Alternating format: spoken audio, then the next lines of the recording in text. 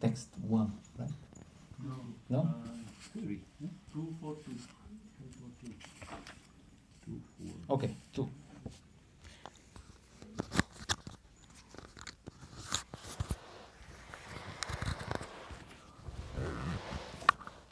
We are reading from Srimad Bhagavatam, 2nd canto, chapter 4, the process of creation, text 2. Atmajaya Sutagara Pashudravina Bandhushu Rajye Chava Kale Nityam Virudam Mamatam Jahau Atmajaya Sutagara Pashudramina Bandhushu Rajye Chavi Kale Nityam Virudham Mamatam Jahau.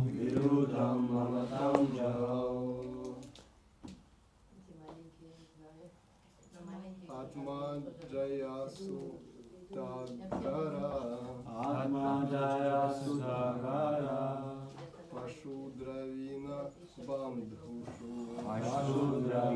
Bandhushu Rajye Chavikale Nityam Virudham Mamatam Jahau Atmajaya Sutagara Ashudravina Bandhushu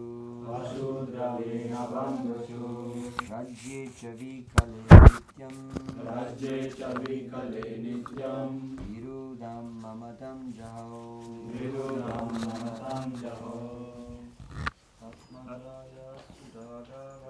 Atmajaya Sutagara Pashudravina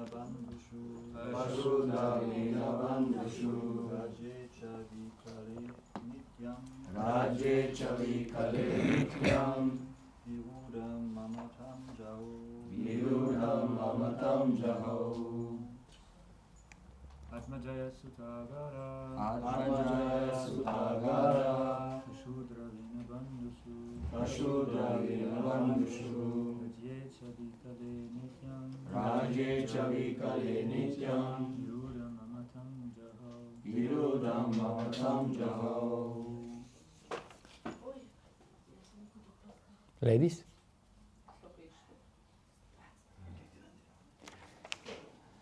No? Atmajaya Sutagara Pashudravina Bandhushu Rajye Chavikale Nityam Virudham Mamatam Jahau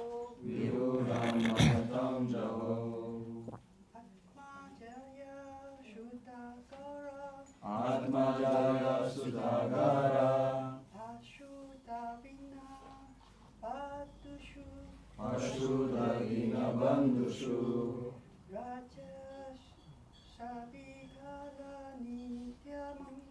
Rajye Chavikale Nityam Virudham Mamatam Jahau.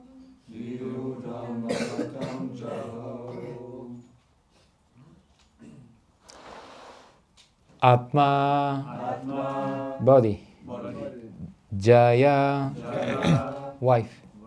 Suta, son. Agara, palace. Pashu, horses and elephants. Dravina, treasury house. Bandhushu, unto friends and relatives. Rajye, in the kingdom. Cha, also. Avikale, without being disturbed. Nityam, constant. Virudam, deep-rooted. Mamatam, affinity. Jahao Jahao gave up. gave up. Translation and purport by His Divine Grace Abhay Charnaravinda Bhaktivedanta Swami Srila Prabhupada Ki Jai. Maharaja Parikshit, as a result of his wholehearted attraction for Lord Krishna, was able to give up all deep-rooted affection for his personal body, his wife, his children, his palace, his animals like horses and elephants, his treasury house, his friends and relatives, and his undisputed kingdom. Purport. To become liberated means to become free from Dehatma Buddhi, the illusory attachment for personal bodily coverings, and everything connected with the body, namely wife, children, and all other entanglements. One selects a wife for bodily comforts, and the result is children. For wife and children, one requires a dwelling place, and as such a residential house is also necessary. Animals like horses, elephants, cows, and dogs are all household animals, and a householder has to keep them as household paraphernalia. In modern civilization, the horses and elephants have been replaced by cars and conveyances with considerable horsepower. To maintain all the household affairs, one has to increase the bank balance and be careful about the treasury house. And in order to display the opulence of material assets, one has to keep good relations with friends and relatives, as well as become very careful about maintaining the status quo. This is called material civilization of material attachment. Devotion for Lord Krishna means negation of all material attachments as detailed above. By the grace of Lord Krishna, Maharaja Parikshit was awarded all material amenities and an undisputed kingdom in which to enjoy the undisturbed position of king. But by the grace of the Lord, he was able to give up all connections with material attachment. This is the position of a pure devotee. Maharaja Parikshit, due to his natural affection for Lord Krishna as a devotee of the Lord, was always executing his royal duties on behalf of the Lord. And as a responsible king of the world, he was always careful to see that the influence of Kali would not enter his kingdom. A devotee of the Lord never thinks of his household paraphernalia as his own, but surrenders everything for the service of the Lord. Thereby, living entities under a devotee's care get the opportunity for God realization by the management of a devotee master. Attachment for household paraphernalia and for Lord Krishna go poorly together. One attachment is the path of darkness, and the other attachment is the path of light. Where there is light, there is no darkness, and where there is darkness, there is no light.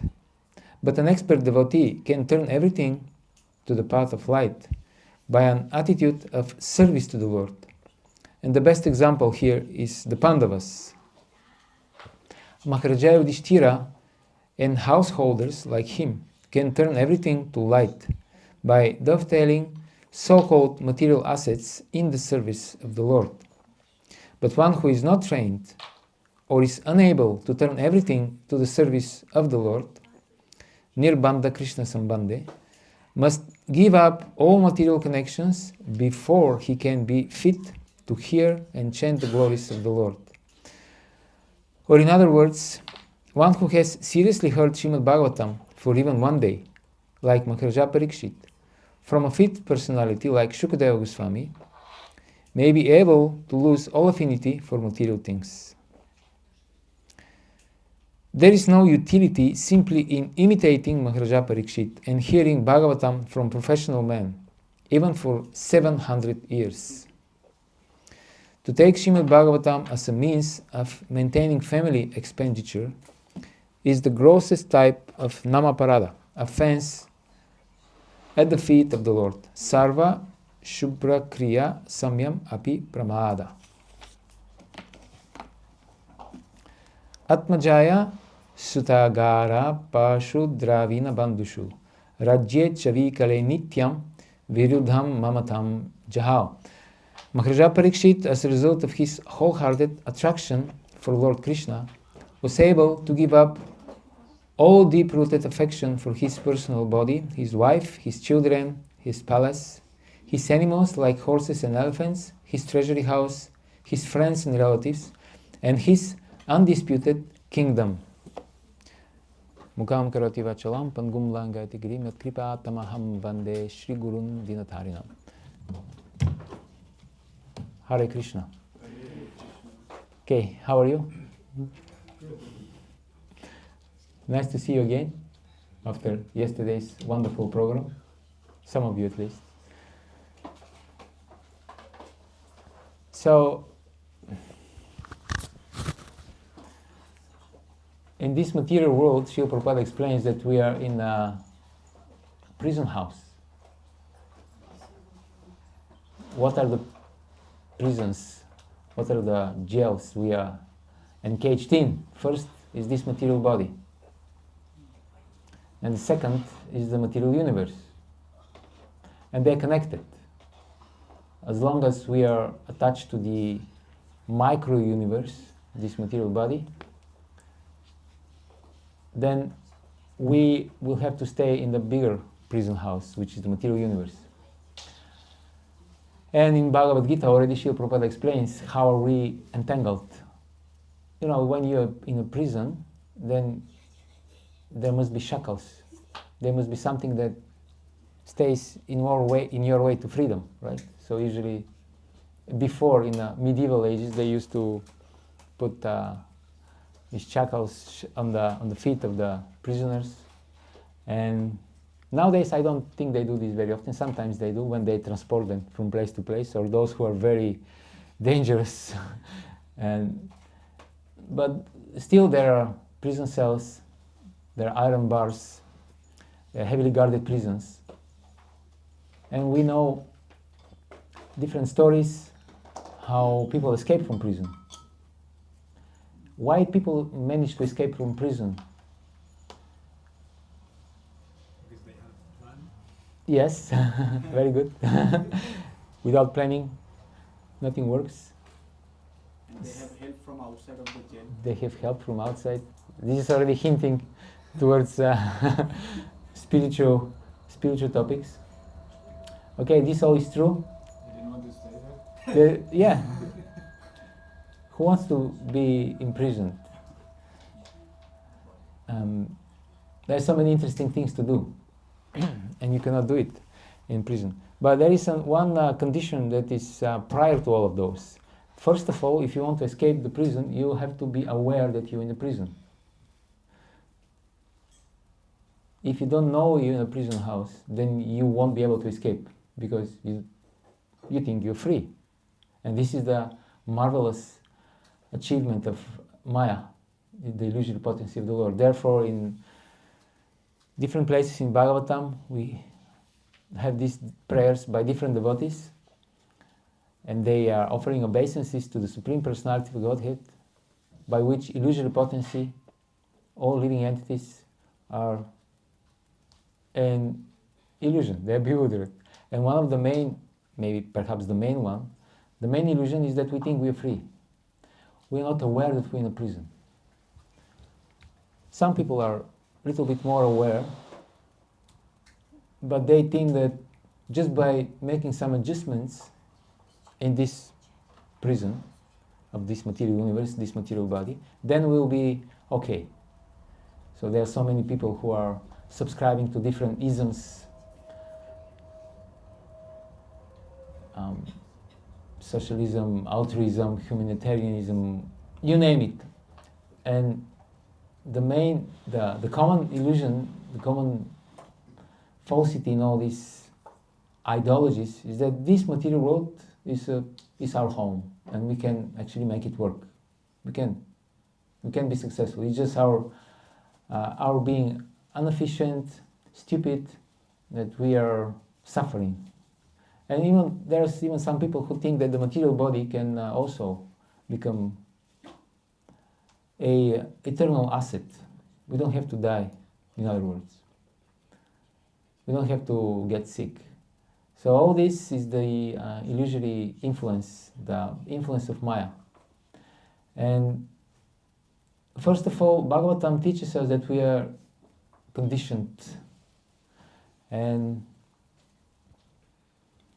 the shackles that are conditioning us here in this verse, and in Bhagavad Gita as well, Srila Prabhupada is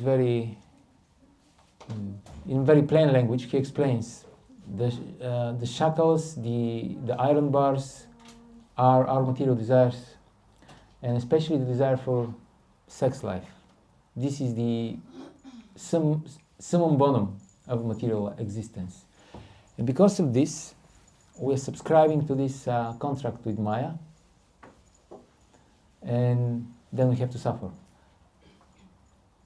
Imagine you try to strike a deal with somebody. Let's say it is some corporation, some big organization, legal entity with considerable influence, and usually they hand you a contract which is standard contract.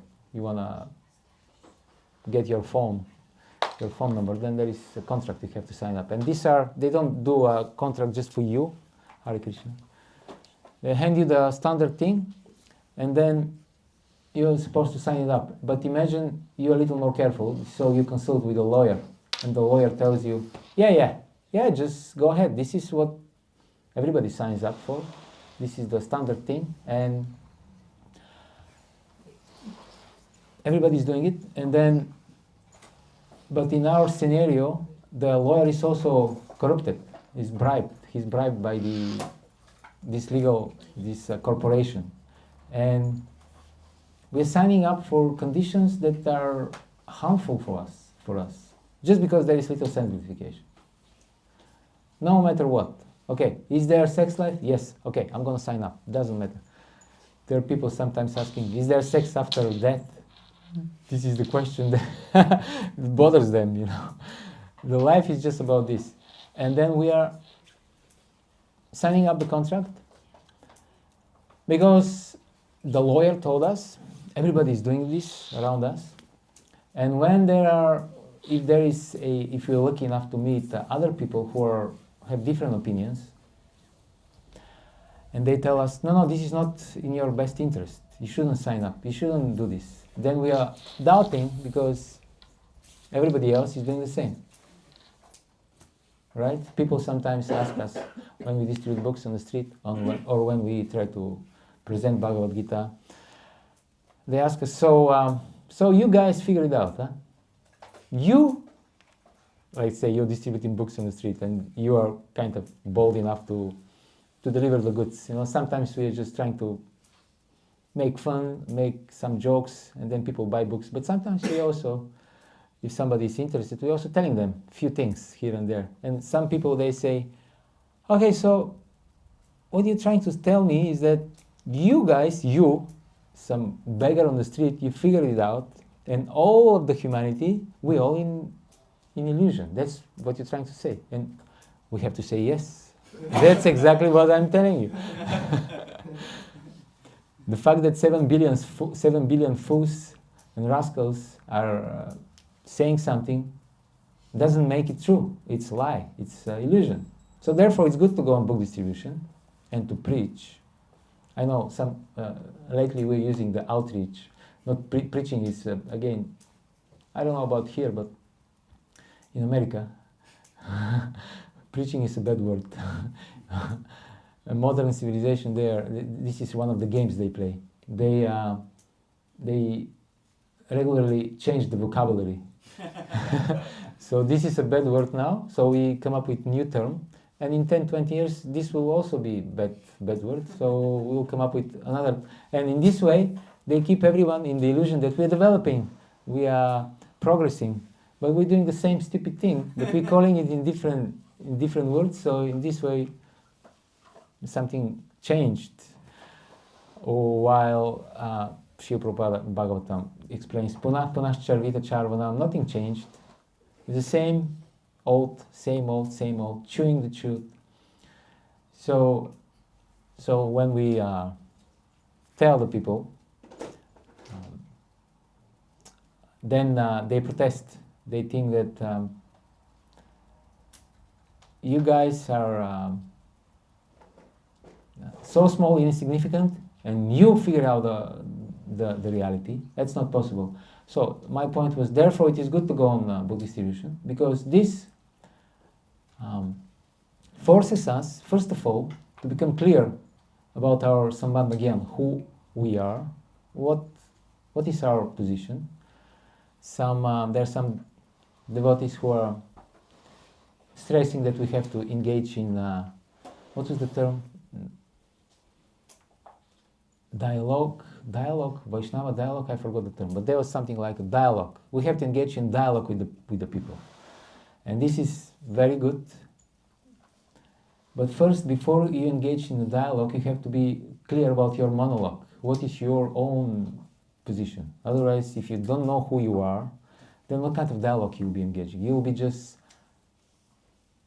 manorathena dhavato. You will be riding in the chariot of the mind, and you get any data, any input from others, and this will form your own opinion, from your own opinion about things. And this is exactly the opposite of what we're trying to do. We're trying to influence the people. We try to give them the perfect knowledge of Bhagavatam. We may be imperfect, but Bhagavatam is perfect. Our philosophy is perfect.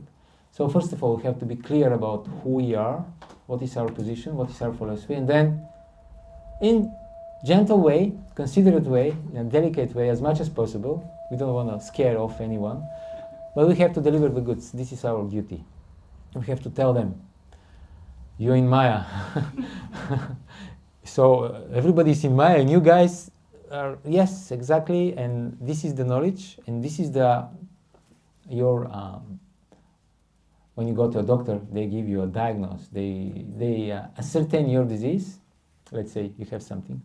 Normally in the material body, there's always something going wrong. And then if you deny that you are sick, then there is no any opportunity to get healed. Then you won't take the medicine, you won't follow the prescription, you won't follow the diet, you won't do the exercises required, and then you remain sick. So that's what people are trying to do. And nowadays, if you tell the people what is their condition, then this is qualified as hate speech sometimes, like you are you enemy of the state, you enemy of the people, public enemy number one. Because this decency, the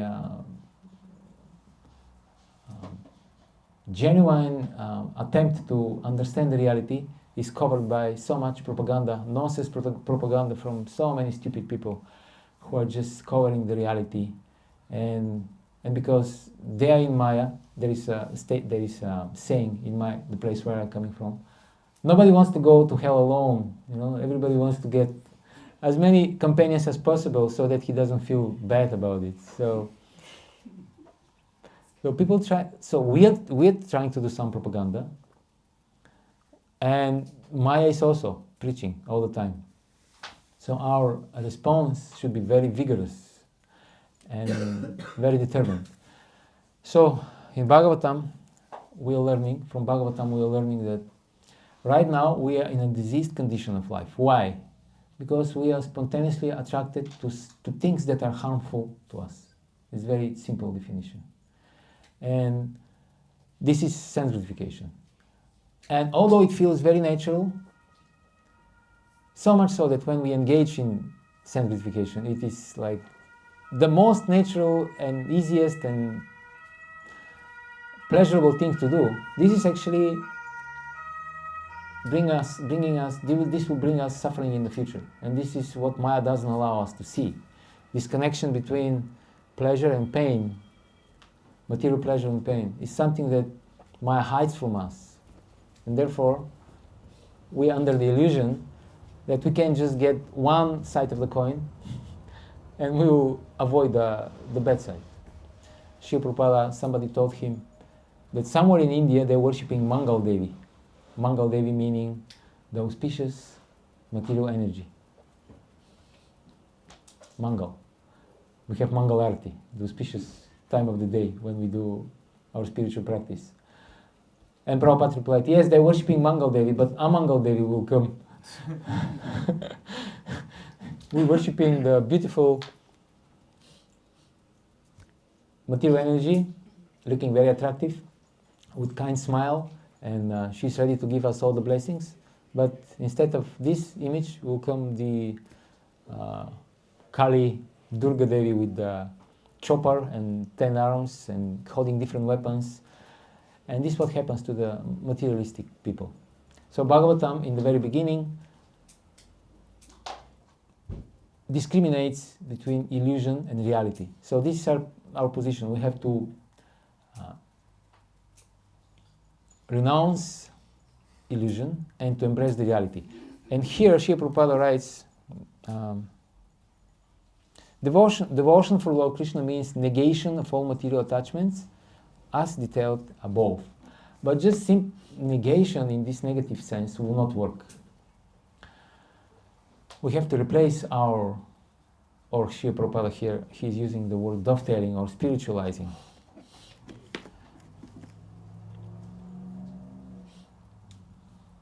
Going to the path of light.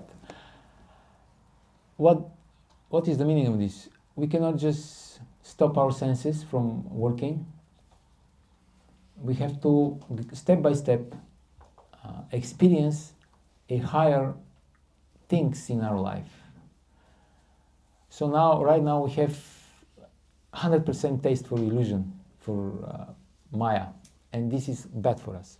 And we have 0% taste for spiritual things. Let's say this is the situation. So step by step we have to invest our time and energy in performing spiritual things, devotional service to Krishna, chanting, hearing, association with devotees, etc. And then we have to be careful to register the experiences, the positive experiences, and to compare them with our material life. And then gradually, over time, this 5 to 95 will become 10 to 90, and then 20 to 80, and then gradually, we'll get cured by our material taste. This is what AA people also recommend. And they have understood that you cannot just get rid of bad habits in a negative way. You have to replace them with good, positive things in life. And the most positive thing is devotional service to Krishna. And in order to do this, we have to, again, like yesterday we spoke, we have to get some healthy stretching out of our comfort zone, have to take some challenges in life. And this Kartik month is very good opportunity for doing something like this. So we have to think, where are the weaknesses in our spiritual life, and to try to correct them. What are our weaknesses? Maybe, what is the main challenge? The phone,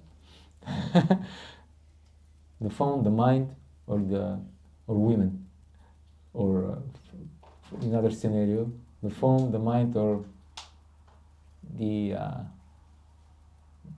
that you're not fulfilling your full potential. This is what Navya Niruddha Prabhu was telling us. This is what very often he asks people on the street. So what is the challenge in your life? The phone, the mind? So we have to be a little introspective and to ask ourselves, where are the weaknesses? We can also get some help from our friends.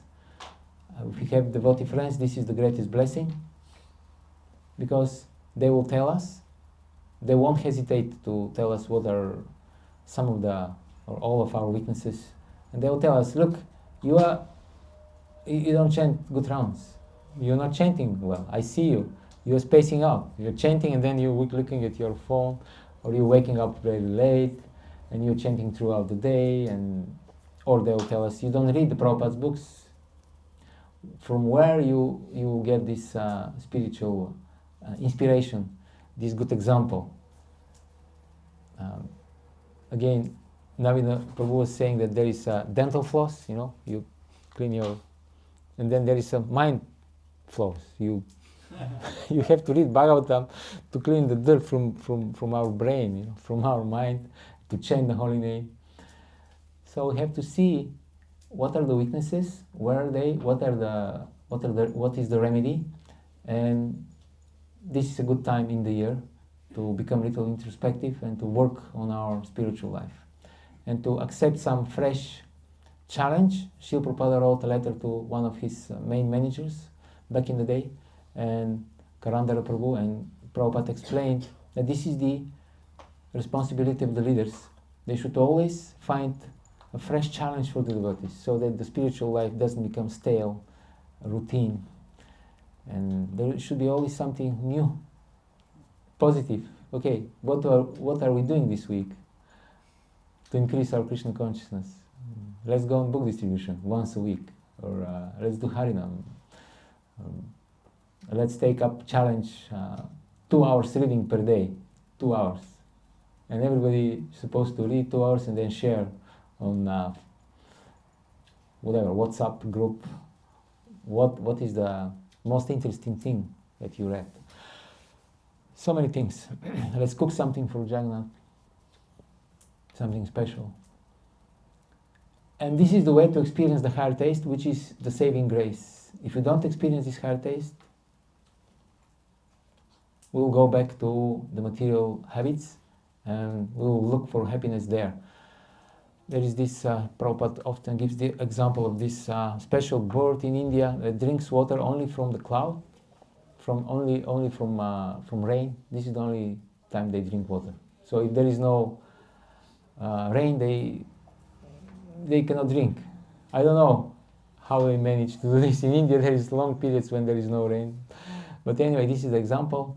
And at one point we should become like these birds. We should give a vow that all the happiness that I require in my life, all the rasa, all the juice, will come from devotion service. I will not look anywhere else for happiness. Of course, we may not be at this level yet. We may have our own little, when you lock up yourself in your room and Krishna is not invited. Krishna, you are the Lord and I'm your devotee, but I need also my privacy, my time for myself. So could you please stay out for a while? I need just 2 hours to be on my own. So we lock up the door and we do our thing, whatever it is, There is no need to go into details, but everybody has some idea. So this should go away. Krishna should be always present, and we should always try to be Krishna conscious. Kirtanya Sadahari. And then at the time of death, then there will be chance that we will remember Krishna. Hare Krishna. Thank you very much. Would you like to say something?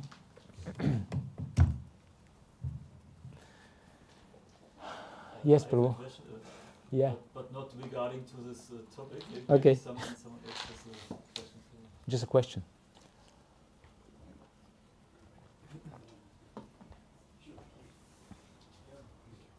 Hare Krishna. What happened? I thought he has a question. Mine is regarding. Okay. My Okay. Prabhu, let me talk. Okay. Hare Krishna. Hare Krishna. Prabhu, they in the verse, they state that person who is at least one day hearing Srimad Bhagavatam from the person like Shukadeva Goswami can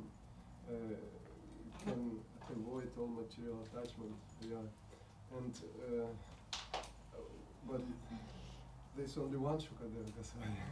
Right. Please know and how we can be successful in this way. But okay, thank you for this is a nice question. But let's think about it. If what you're saying is true, if there is only one Shukadeva Goswami, then how is the Lord all merciful? There must be more than one, right? Otherwise, we don't have a chance. Very few. Still, if the Lord is so merciful, then there should be enough. That's my logic. Otherwise, we'll have to say that the Lord is not merciful. he has been merciful to these people who heard Shukadeva Goswami, but not to us. That means he's partial, maybe he's not almighty also, if he cannot provide for enough number of preachers. So then the question is,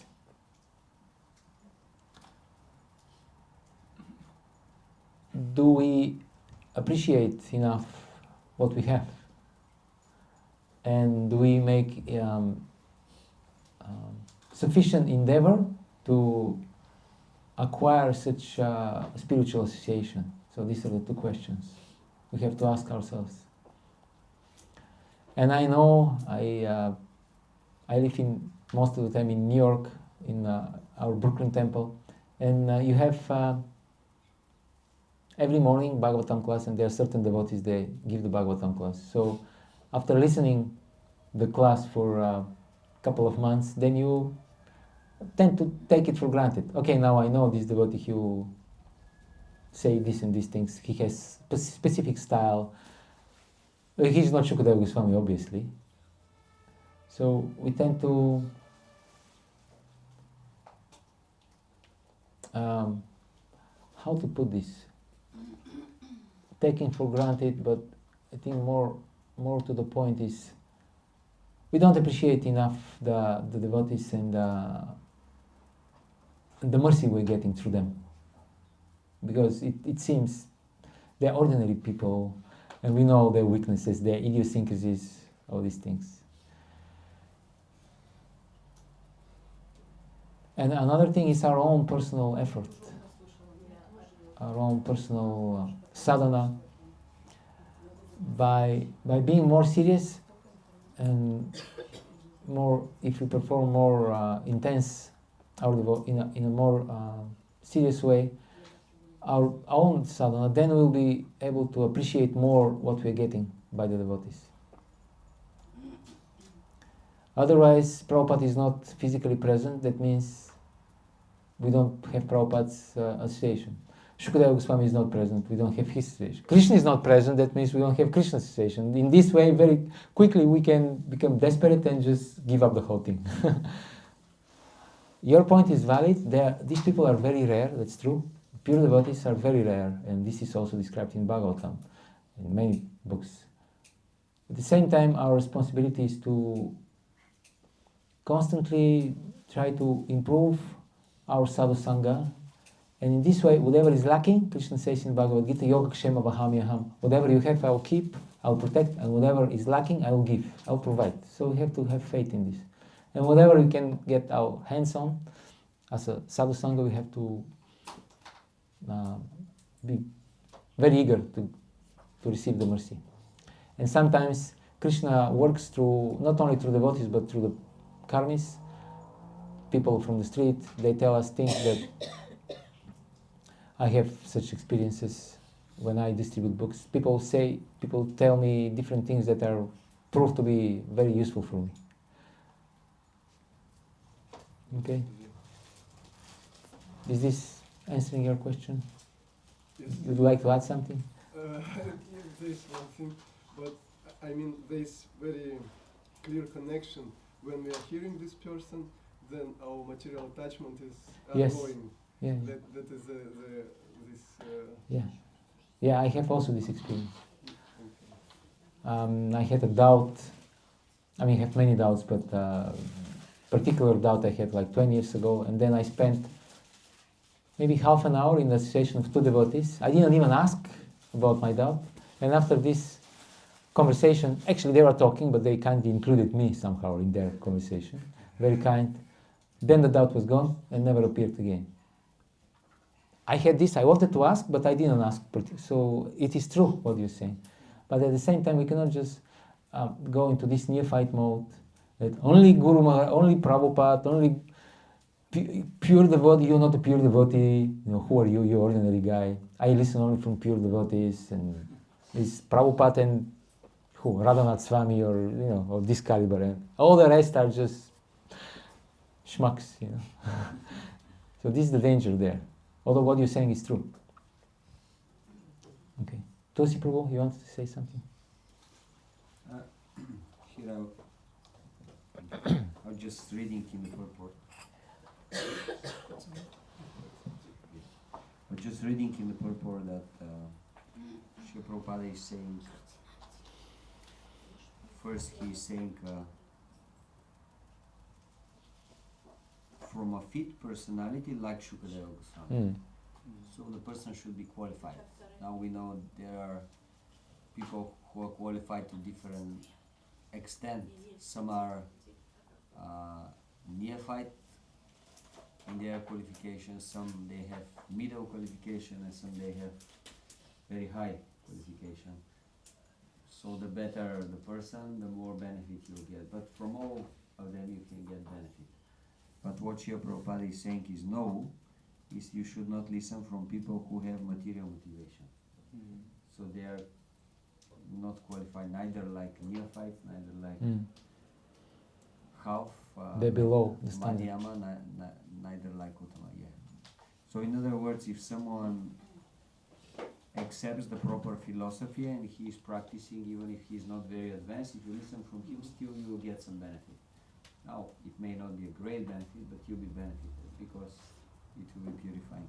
But if you listen from someone who is whatever, chanting Hare Krishna or reading Bhagavatam or serving, but actually everything he wants to get is just material profit, he doesn't want spiritual advancement, there is a chance that you will also develop the same idea.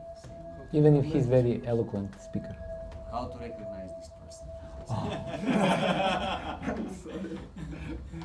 Well, if he charges for a Bhagavatam class money, then he's probably one of those guys that you better avoid. That's one. Of course, he may not charge, but he may be completely into name and fame. And he's talking about Krishna apparently, but actually he's glorifying himself. There's also this type of people. But from inside and from outside, from the other sadhus and Krishna from inside and from Guru, from Shastra, you have to get intelligence to recognize. And also, as you said, when you listen to the genuine sadhu, then your material attachment decreases and your spiritual taste increases. And if you listen from a materialistic person, then it's the other way around. One thing that can be helpful is analogy that I heard some time ago. When you go shopping, let's say you want to buy some clothes. Usually, nowadays you have these big places where we can buy everything at simultaneous. But usually, at least before, it was like that. You go and you buy shoes from this shop, and then you belt from other shop, and your pants from there's different shops that you can shop. So there is no need that you look for all the elements of bhakti from one person. You go around shopping, not in a bad way that you're not chaste to your guru, but there is no harm of having many shiksha gurus, one diksha guru but many shiksha gurus, and then you take inspiration for a certain aspect from this devotee. He might not be very good in this aspect, but he's good in this aspect, so why not taking advantage? Why discarding him? Okay, he has one weakness, that means I'm not gonna listen at all from him. No, he has some substance also. So in this way, being practical is very helpful. Yes. Thank you. Yes, Prabhuji wanted to say something. I had a question as well. Okay. Okay, they keep putting you in the bag. Learning tolerance.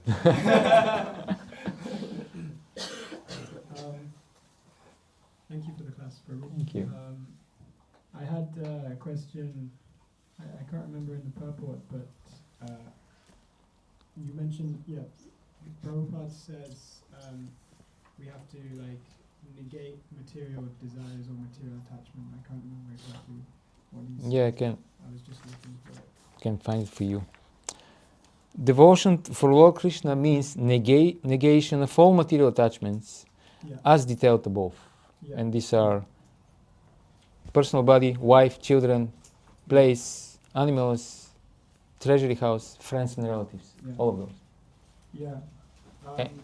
And so for me, this seems like such a strong position to take, like complete negation of all of these things.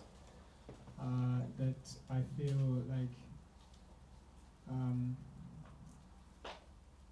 sometimes when people like negate something, they do it very sort of like artificially, and like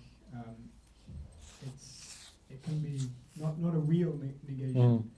And in my own life, like I sometimes I have to try and stop myself from doing this like fake negation. But for me, the difficulty is like this negation is such a strong stance for many people, like myself included, that you are completely rejecting all of these things. Not rejecting, but sort of trying to detach yourself from them. That part of me is still thinking like, can I not have both? Can I not have this spiritual, like devotional aspect of my life, and also, let's say material attachment? Is it not possible to have both? And how can I, get out of this? Yeah. This mentality. Yeah. Well, that's the question. That is the whole question. When are we going to start doing what we know we have to be doing right now?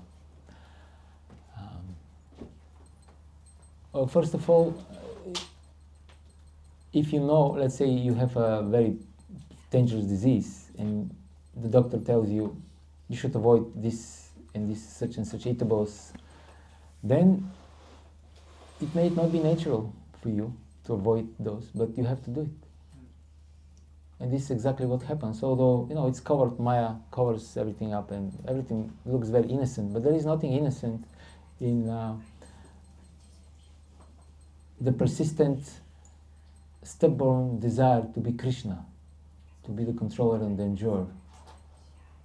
Even seemingly innocent attachments are in fact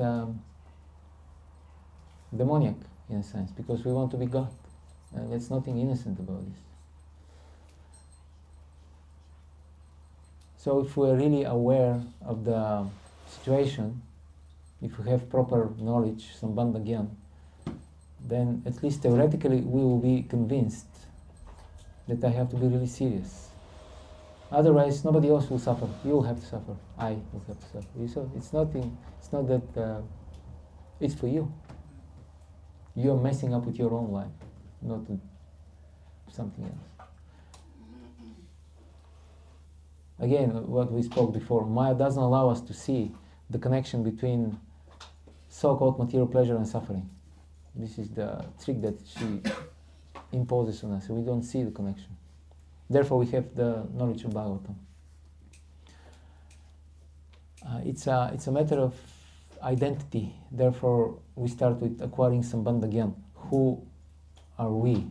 There are many so-called spiritual people who are also, they're confused about the identity of the soul. They think that the soul has spiritual aspect, but also material aspect.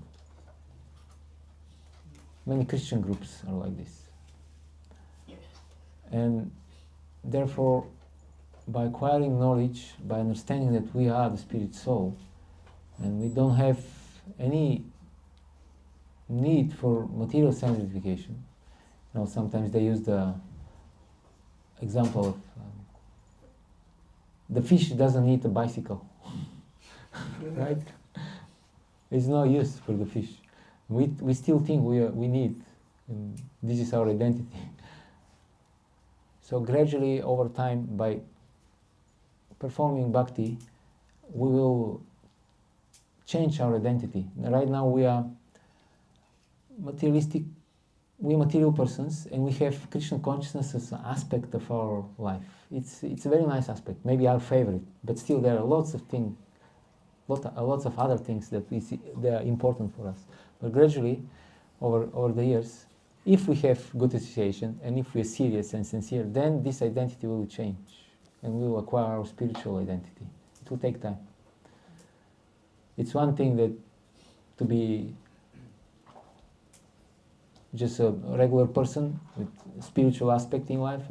Quite another thing is to be spiritual. I'm spiritual, and then I have this residual, this leftover material stuff that I'm dealing with them, and soon I'll kick them out. It's a different approach to life. You understand the difference? But it takes time.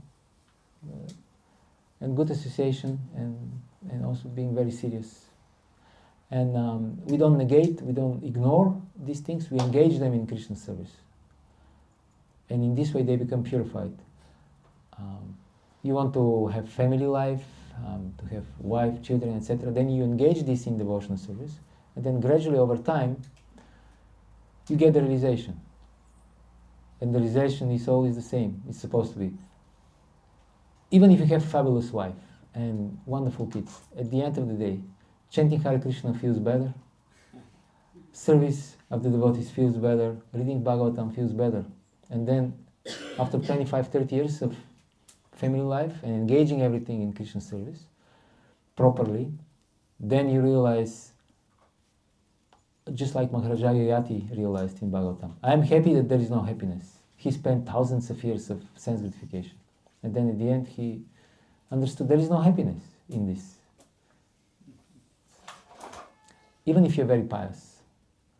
And then he devoted his life to pure devotional service, and he and his wife both went back home to Godhead. So this is the realization we're supposed to get after family life. We're supposed to enter the family life with this knowledge that the goal of this is to realize Bhagavatam. Bhagavatam explains that there is no happiness there. I don't get this just by hearing. I have to experience it so that I'll be convinced. And in this knowledge, in this frame of mind, you get married. And then you go through the experience for 30 years, 25 years, and then at the end, you're ready. Now I got the realization, and everything that is stated in Bhagavatam is true. I got this first-hand experience, I saw it in my own personal life, and now I'm ready to go back to my Brahmachari days, go back to the temple. I left this place 30 years ago, and now I go back there, and the deities are still waiting for me, the books are there. I can just dedicate myself completely, 100% to the mission. Okay? Thank you. And I guess finally it's your turn.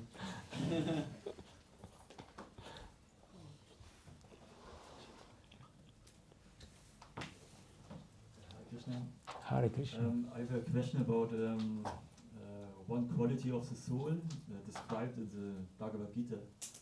So in the second chapter, there are some explanation of the soul. Is it immovable? Is it immovable? No, it's okay. Sorry. it's present everywhere. Right. The soul is present Sarvagya. everywhere. And I'm very confused because this says the soul is in the heart. So how can the soul be present everywhere when it is in the heart? Mm-hmm. Yes. So it is localized in the heart. Usually can be also different places. You know, the yogis, anyway. But through the consciousness, it is all pervasive. Just like the sun is localized, but through the sunshine, the sun is everywhere, throughout the universe. So the energy of the soul is the consciousness, and the proof is that we are conscious of our body. One soul in the heart is conscious about throughout the whole body. And in this way, it's all pervading. In this way. Another way it is all pervading is that Srila Prabhupada explains the soul can survive any type of environment. It is in the fire, can be in the water, in the air, in the earth. So in this way, it's also all pervasive. Therefore, Srila Prabhupada says there is life everywhere in this universe, not just on this earth. There is life even on the sun. Just the souls there have appropriate bodies for this. So in two ways, all pervasive in the universe, can live everywhere, and all pervasive in the body through the consciousness. Thank you very much. Okay, Hare Krishna. Tusiku.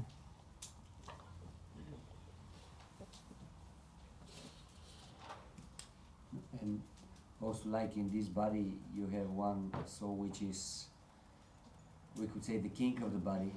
But apart from this, there are many other souls which are existing. Like there are so many whatever worms, bacteria, and so on and so on. And all these are separate souls. Just their body is very small, and they are into the big micro universe of this body. Like in the same way, in this universe, there is one soul.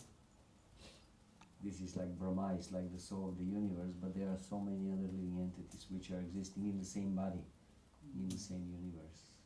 So this is another way you can understand opera. Thank you. That was very good. I actually had the same question when I was reading the second chapter, and I just want to clarify this verse. Is it talking about the individual soul, the jiva, or the super soul? Not the the super soul. Yeah. Like, because This verse talks about the individual soul. yeah. Okay. So the individual soul is also all pervasive. Not in the same way as Krishna, Yeah. Okay. but in its own minute way, it is all pervasive also. Throughout the body, through the consciousness, through the energy of the soul. So in this way, we experience pain and pleasure with all parts of our body because the soul is all pervasive. And when the soul loses this capacity, then the limb becomes numb, or because the soul is not pervasive right now there. Then this is a problem. Yeah. So it's only all pervasive within the body. Within the individual body. Within the individual body. Okay. And also another aspect is that it can live anywhere in the universe. Prabhupada also uses this in this Sarvagya, not Sarvagya.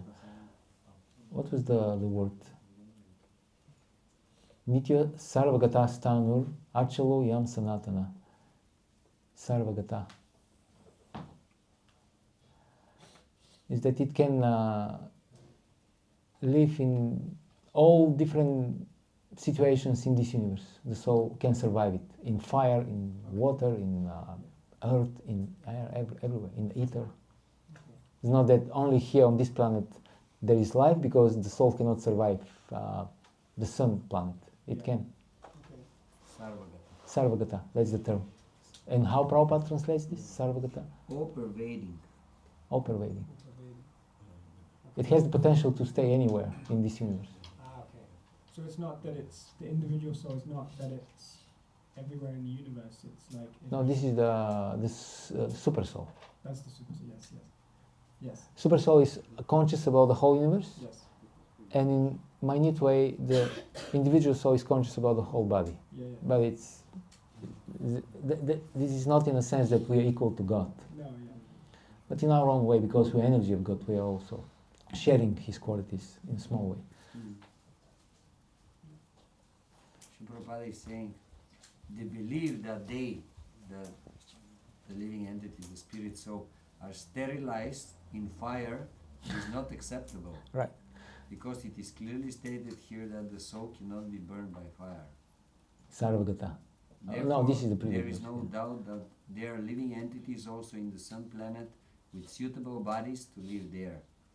If the sun globe is uninhabited, then the word Sarvagata, living everywhere, becomes meaningless. So this is Therefore, it's always good to see how acharyas explain this. So this is the way Prabhupada explains this. That's what it means. It should be clarified by the acharyas, and then we understand. Yes, you wanted to say something? Yes, so I have a question. Hare Krishna. So I come back to the lecture.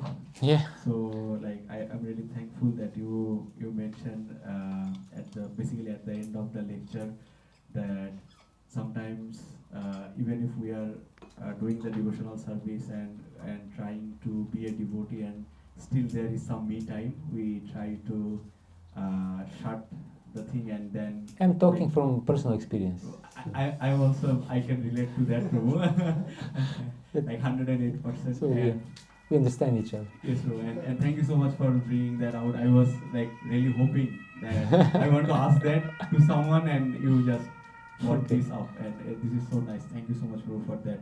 So, Prabhu, the thing is, like for me personally, it happens, and sometimes I feel like, oh, okay, I read that, like the Srimad Bhagavatam for today, it's enough. Now I need some time for myself, like this kind of speculative way, and then I go back to watch some kind of documentary or read some newspaper, blah blah blah, like this kind of thing, and then like later on I realized I could have used this time different way, like other than wasting those time.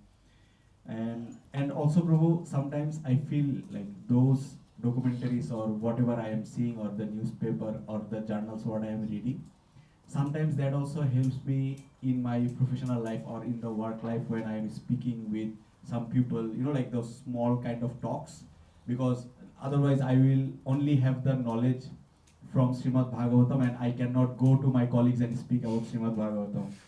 So Prabhu, like there is a catch. So I would like to ask you, like how can I get out from this dilemma, and what should be the best way to look at this like situation, Prabhu? Okay, just one small thing I would like to mention. When you said only the knowledge of Srimad Bhagavatam. Well, first of all, Srimad Bhagavatam is the essence of the whole Vedic literature, and Veda means knowledge. So there is no anything, in a sense, beyond Srimad Bhagavatam. So if you know Bhagavatam, don't worry. You will find a interesting topic for conversation with anybody, because this is Krishna himself. So we should be careful not to think that Bhagavatam is just limited, and there is something outside, independent from Bhagavatam, from Krishna consciousness. This is also a problem with this mixed identity. Who we are? Are we devotee? Are we? So don't worry. If you know Bhagavatam, and if you are presenting it in a proper way, then you can talk to anybody. Everybody will be, at least the people who are worth it of being impressed, they will be impressed. We don't talk about Chandala Shudras, this nonsense people. They might not be impressed, but what do we care about them? We want to, preach to people who have a chance to become devotees. Anyway, so first of all, we try to maximize the amount of time dedicated to direct devotional service as far as possible. We're lacking the taste, obviously, but still we can try to see where are the boundaries, how many hours you can spend reading Bhagavatam, chanting. We try always to expand, and for the rest, we always try to be engaged in, as far as possible, in sattvic way. So you watch documentaries that are actually useful for your... Okay, if it's your job, then it's a different thing. This is your job. You have to do this because in this way you maintain your devotional lifestyle. You're a devotee, you need some facilities to maintain yourself. So you do... This is your job, but this is not your identity. You understand the difference? This is not you. This is just your profession, your occupation. So you don't put your heart there. It's just something that you do. You have to do. Everybody has to do stuff to maintain himself. And try to engage yourself in as far as possible in sattva guna. Like the documentaries you're watching, they have to be actually giving some real information, some substance should be there. And always try to see how this is connected to Krishna. Because Krishna is connected to these things. He is the origin of all. Anything that we are attracted to is Krishna in direct or indirect form. Because the soul cannot be attracted to matter. It is contradictory. We are always attracted only to Krishna. Krishna's opulences are infusing everywhere, and we are catching glimpses of Krishna's beauty, renunciation, strength, knowledge, in different aspects of life. And this is what attracts us. It's always Krishna. But we're not aware that this is Krishna. This is our problem. And when we become more aware that whatever I'm attracted is Krishna, then we can be Krishna conscious even when we are not engaged in direct devotional service. Let's say you like sports cars. This is something attractive for you. So what is actually attractive? this power, this control that you have over this very powerful engine. And this feeling is also Krishna. Srila Prabhupada told one devotee who was drinking wine. He was attracted to drink wine. And Prabhupada told him, okay, you're drinking wine, so I have this advice. Whenever you drink wine, you think the taste of this wine that is so attractive is Krishna. If you do this, you'll become the greatest yogi. Because Krishna in Bhagavad Gita, he says, Rasaham apsukanteya prabhasmi shashi suryaho pranava sarvadishu shabdoke parusham nishu. I'm the taste of the water. And Prabhupada says, Krishna is not just the taste of the water, he's the taste of any liquid that is attractive for us, even the wine. In this way, gradually we'll get the realization if the glimpse of Krishna's beauty and attractiveness is so attractive, how much more will be the origin of this Krishna. If drinking wine is somehow so attractive for me, and Krishna is the origin of this satisfaction, then I should just connect to Krishna directly, then I will get much more satisfaction and happiness. You see the logic, how it goes? Understand? So gradually.